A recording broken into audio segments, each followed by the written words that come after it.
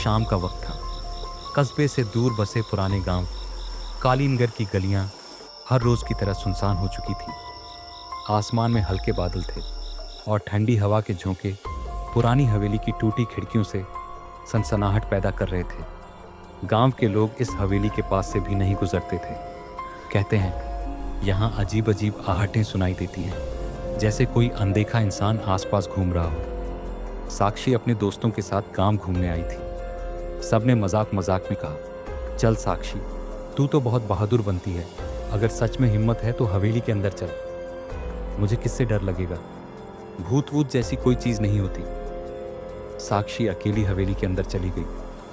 Torch की रोशनी टूटी दीवारों पर पड़ते ही डरावनी परछाइयां बनने लगी। वह चौंक कर पलटी। वहां कोई नहीं था। शायद मेरे दोस्तों ने मजाक किया होगा। लेकिन अगले ही पल उसने टॉर्च की रोशनी में देखा, दीवार पर उसके अलावा एक और परछाई हिल रही थी। साक्षी की सांसें तेज हो गईं। कौन है वहां?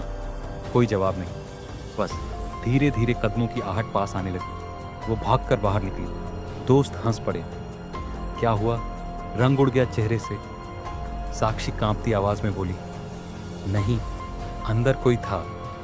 दोस्तों ने मजाक उड़ा दिया।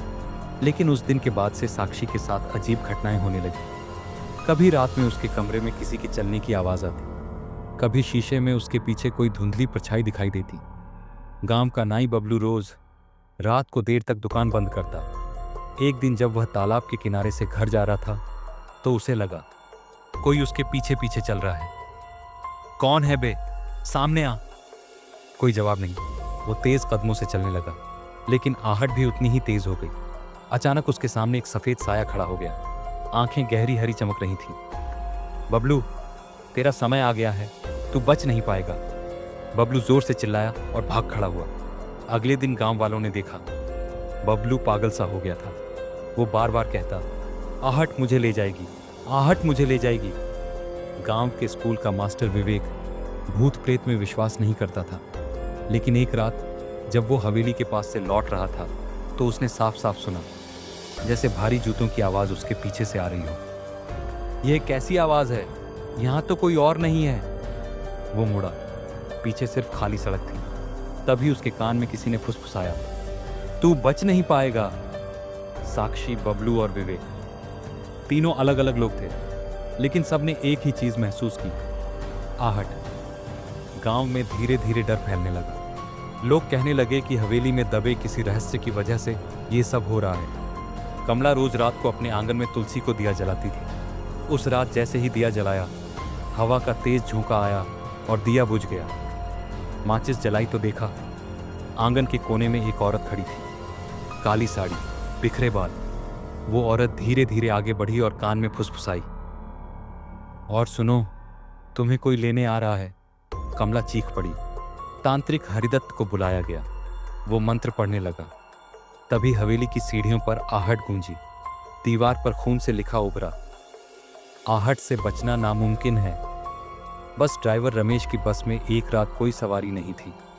पीछे की सीट पर सफेद कपड़ों में एक आदमी बैठा दिखा। टिकट तो लो। कोई जवाब नहीं। पीछे गया, सीट खाली। कान में आवाज आई, बस चलाते रहो, आखिरी मंजिल मेरे पास है। अब पुलिस ने जांच के लिए डीसीपी शेखर को भेजा। वो हवेली पहुंचा। कदमों की आहट, फुसफुसाहट। तू सच जानना चाहता है तो तहखाने में उतर। साक्षी, रोहन, मास्टर विवेक और डीसीपी शेखर चारों ने तहखाने में जाने का फैसला किया। रात के 12 बजे तहखाने में खून से लिखा था, यह मेरा श्राप है। एक सफेद साया उभरा, मैं इस हवेली की मालकिन ललिता हूं। 100 साल पहले मुझे यहीं जिंदा दफना दिया गया था। आहट हर तरफ गूंजने लगी। हवेली जलाई गई, पूजा करवाई गई, गांव में शांति लौटी। लेकिन कुछ दिनों बाद साक्षी पढ़ाई कर रही थी।